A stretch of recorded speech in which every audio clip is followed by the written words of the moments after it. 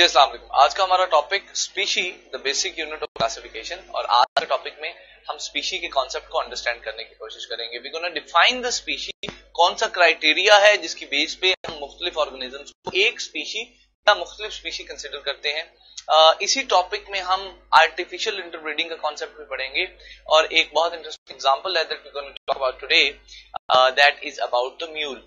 Mule की biology में from the species point of view क्या पोजीशन है, we gonna talk about in this lecture. देखिए, इससे पहले प्रीवियस लेक्चर्स में हमने मुख्तलिफ टैक्सा स्टडी किया था और हमने ये अंडरस्टैंड किया था कि ये जो स्पीशी है, this species is the smallest taxa. Classification के जो टैक्सा हैं, क्लासिफिकेशन के जो ग्रुप्स हैं, उनमें से सबसे छोटा टैक्सा जो है ना मेरा बच्चा, वो स्पीशी है। अब आज हमने ये बात करनी है कि वो कौन से क्राइटेरिया है जिसकी बेस पे हम ये तय करेंगे कि ये एक स्पीशी है या ये एक स्पीशी नहीं है। देखिए, जो बड़े ग्रुप्स है ना, उनको अंडरस्टैंड करना, उनका मयार तय करना बहुत आसान है, क्योंकि उनके लिए कोई ना कोई बुनियाद होगी ना नीचे। यानी अगर आपने जीनस बनाना है तो जीनस स्पीशी की बेस पे बन जाएगा, राइट। बट जो सबसे छोटा ग्रुप है ना, जो सबसे छोटा टैक्सा है दिस स्पीशी, इसका क्राइटेरिया समझना, अंडरस्टैंड करना बहुत जरूरी है। तो we gonna talk about the definition of the species. Species की डेफिनेशन में ही कुछ क्राइटेरिया छुपे हुए हैं जिनकी बुनियाद पे आप ये तय कर सकते हैं कि ये ऑर्गेनिज्म एक स्पीशीज है या एक स्पीशीज नहीं है। मिसाल के तौर पे आप बाहर गए और आपने कुछ पर्टिकुलर ऑर्गेनिज्म देखे, 3, 4, 5 ऑर्गेनिज्म देखे। अब आपने ये तय करना है कि क्या ये चारों पांचों ऑर्गेनिज्म एक स्पीशी से हैं, इन चारों पांचों ऑर्गेनिजम्स का ताल्लुक एक स्पीशी से है या मुख्तलिफ स्पीशी से है। वो कैसे करते हैं, आइए जरा समझने की कोशिश करते हैं। भाई, हम स्पीशी की डेफिनेशन करते हैं कि species is now this definition is very important, कि species is a group of organism. पहली बात, स्पीशी असल में बुनियादी तौर पर ऑर्गेनिज्म का एक ग्रुप होता है दैट कैन इंटरब्रीड, जो आपस में इंटरब्रीडिंग कर सकते हैं, एंड प्रोड्यूस, और अगली शर्त यह है कि वो इंटरब्रीडिंग के नतीजे में प्रोड्यूस करते हो फर्टाइल ऑफस्प्रिंग्स। ये है जी स्पीशी का कंप्लीट क्राइटेरिया, स्पीशी की कंप्लीट डेफिनेशन। अब इस डेफिनेशन को अगर आप लोग ध्यान से देखें तो इस डेफिनेशन में 3 स्टेप्स हैं, 3 पार्ट्स हैं, 3 बुनियादी क्राइटेरिया हैं बेटा, जिनको पूरा करना जरूरी है। अगर आप समझते हैं कि ये ऑर्गेनिज्म एक स्पीशी है, तो उसकी सबसे पहली शर्त ये है कि स्पीशी जो होती है ना भाई, वो ग्रुप ऑफ ऑर्गेनिज्म होती है, और ऑर्गेनिज्म कैसे, सिमिलर ऑर्गेनिज्म। अगर आप ऑर्गेनिजम्स देख रहे हैं, अगर आपके अंडर कंसिडरेशन कुछ ऑर्गेनिज्म है और वो एक जैसे नहीं है, वो सिमिलर नहीं है, इसका मतलब है वो स्पीशी नहीं है। So for being species, the very first condition is the group of organisms जो आपस में एक दूसरे से सिमिलर हो, दिखने में एक जैसे हो। यानी इंसान को और गधे को देख के आपको फौरन महसूस हो जाएगा कि इंसान अलग स्पीशी है, गधा अलग स्पीशी है, फॉर द वेरी रीजन कि इंसान की अपीयरेंस मुख्तलिफ है, गधे की अपीयरेंस मुख्तलिफ है, ये दोनों सिमिलर ऑर्गेनिजम्स नहीं है। अच्छा, अरे आगे चलते हैं भाई। दूसरी शर्त ये है कि पहली शर्त तो ये हो गई कि ऑर्गेनिज्म सिमिलर होने चाहिए। दूसरी शर्त ये है कि those organisms should be able to interbreed. जिन ऑर्गेनिजम्स की आप बात कर रहे हैं, उन ऑर्गेनिजम्स को एक दूसरे के साथ इंटरब्रीडिंग का केपेबल होना चाहिए। इंटरब्रीडिंग मतलब सेक्सुअल रिप्रोडक्शन। यानी जिन ऑर्गेनिजम्स की हम बात कर रहे हैं, they must be able to reproduce, they must be able to do sexual reproduction with each other. ये दूसरी शर्त है।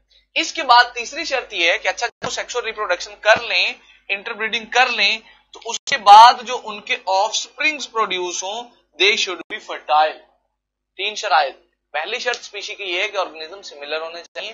दूसरी शर्त स्पीशी की यह है कि उन ऑर्गेनिजम्स को must be able to do sexual reproduction with each other, वो ऑर्गेनिजम्स एक दूसरे के साथ सेक्सुअल रिप्रोडक्शन कर सके। और तीसरी शर्त कि सेक्सुअल रिप्रोडक्शन के नतीजे में जो ऑफस्प्रिंग प्रोड्यूस हो, जो बच्चे प्रोड्यूस हो, they also must be fertile, उनको भी फर्टाइल होना चाहिए। देखिए, फर्टाइल का मतलब है कि उनमें भी, अगली नस्ल में भी एबिलिटी हो कि वो इससे अगली नस्ल बना सके।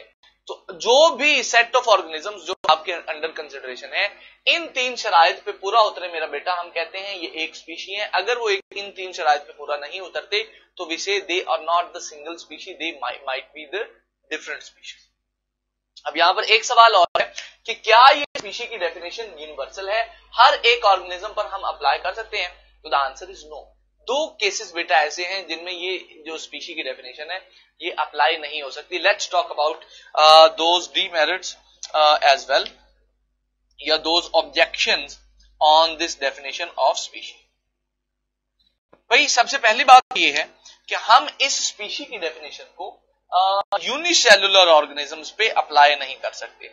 ऐसे यूनिसेलुलर ऑर्गेनिजम्स जो एसेक्सुअल रिप्रोडक्शन के थ्रू रिप्रोड्यूस होते हैं, उन पे हम ये वाली डेफिनेशन जो है वो मेरा बच्चा अप्लाई नहीं कर सकते. उन पे हम ये डेफिनेशन इसलिए अप्लाई नहीं कर सकते क्योंकि उनके अंदर सेक्सुअल रिप्रोडक्शन नहीं होती. यहां पर हमने जो लफ्ज यूज किया है इंटरब्रीडिंग का, इसका मतलब एक्चुअली सेक्सुअल रिप्रोडक्शन है. तो जो हमारे यूनिसेलुलर ऑर्गेनिजम्स है मेरा बच्चा, वो तो सेक्सुअल रिप्रोडक्शन करते ही नहीं है, वो तो करते ही एसेक्सुअल रिप्रोडक्शन. तो इसका मतलब है कि ये डेफिनेशन यूनिसेलुलर ऑर्गेनिज्म पे जो एसेक्सुअल रिप्रोडक्शन करते हैं अप्लाई नहीं हो सकती. इसके अलावा एक और सिनेरियो है जिसमें ये डेफिनेशन अप्लाई नहीं हो सकती, और वो सिनेरियो है आर्टिफिशियल ब्रीडिंग का. Now let's talk about this as well कि ये आर्टिफिशियल ब्रीडिंग क्या होती है. भाई समटाइम्स ऐसा होता है कि हम अपनी मर्जी से दो मुख्तलिफ स्पीशीज पकड़ते हैं और उनकी आपस में ब्रीडिंग करवा देते हैं. इसको बोलते हैं आर्टिफिशियल ब्रीडिंग. और इस आर्टिफिशियल ब्रीडिंग की सबसे कॉमन मिसाल हमारे पास है जी म्यूल की, खच्चर की, जिसको हम उर्दू में खच्चर कहते हैं. देखिए ये जो म्यूल की प्रोडक्शन है, ये दो मुख्तलिफ स्पीशीज की आपस में रिप्रोडक्शन से होती है. तो आप यहां पे थोड़ा हैरान हो रहे होंगे कि सर इज इट पॉसिबल कि दो मुख्तलिफ स्पीशीज आपस में रिप्रोडक्शन कर सकें. देखिए yes, it is possible artificially. अगर हम चाहें तो दो मुख्तलिफ स्पीशीज का आपस में क्रॉस करवा के नए ऑर्गेनिजम्स बना सकते हैं. Example is the reproduction of horse with the reproduction of the donkey.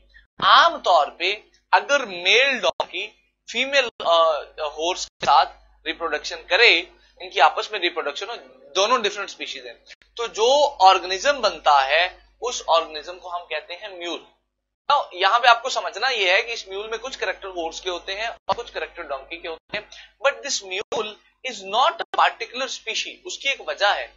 एक बार ये जो म्यूल बन जाता है ना बेटा, इस म्यूल के अंदर अगली नस्ल बनाने की, अगली जनरेशन बनाने की एबिलिटी, कैपेसिटी नहीं होती. अगर तो ये अगली जनरेशन बनाता तो मे बी हम म्यूल को एक डिफरेंट सेपरेट स्पीशी कंसीडर कर लेते. बट यहां पर ये जो आर्टिफिशियल ब्रीडिंग का केस है, इसके अंदर ये जो म्यूल है, it does not has the ability to reproduce and produce the next generation. ये इनफर्टाइल होता है, इसके अंदर रिप्रोड्यूस करने की एबिलिटी नहीं होती. So we don't consider mule a separate species. हम इसको एक आर्टिफिशियल ब्रीड ही कंसिडर करते हैं of the two different species. तो अभी आज के लेक्चर में मैंने आपको एक तो स्पीशी का कॉन्सेप्ट दिया और उसके बाद मैंने आपको दो एक्सेप्शंस बताई, दो ऐसे केसेस बताए जिनमें स्पीशी का कॉन्सेप्ट ये वाला अप्लाई नहीं होता था. First case was of the unicellular organisms and second case is of the artificial breeding. Artificial breeding में भी हम ये डेफिनेशन अप्लाई नहीं कर सकते. आज के लेक्चर के लिए इतना ही. आपका कोई सवाल हो तो आप मुझसे पूछ सकते हैं. See you in the next class.